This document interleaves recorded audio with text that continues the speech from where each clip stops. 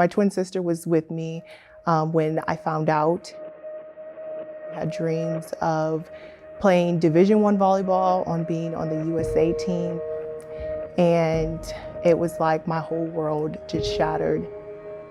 I got into this relationship at 16, and within 3 months of dating, I got pregnant. Over the next course of 3 months, I was secretly meeting with attorneys, with judges, with lawyers, and eventually the judge signed off on me getting this abortion. I remember when it was just all said and done, I just felt completely empty. More than that, I felt condemned by God.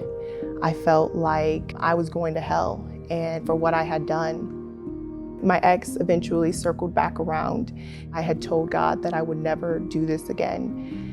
And here I was, in this same situation. I found out I was pregnant. And it was like all those feelings that I had felt at 16 years old was just kind of rushing back. Scheduled an appointment. She hands me the pills, and I have the pills in my hand. And I like to say that God intervened. And so she took me back, and she says, she's doing the little ultrasound, and she's like, there's two, like, you're having twins. There's twins in there. And I just immediately broke down. Over the next course of the 9 months, I would just be developing this relationship with the Lord, with Jesus, and come to find out what it truly means to walk with Jesus, to have a relationship with Jesus.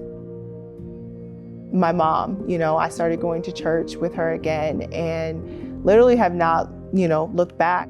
Pastor just provides that truth, It was like the chains broke off of me as well, and nothing was holding me back. And so I just dived into my word. I had understanding now, and I understood what it truly meant to live a holy life and a righteous life.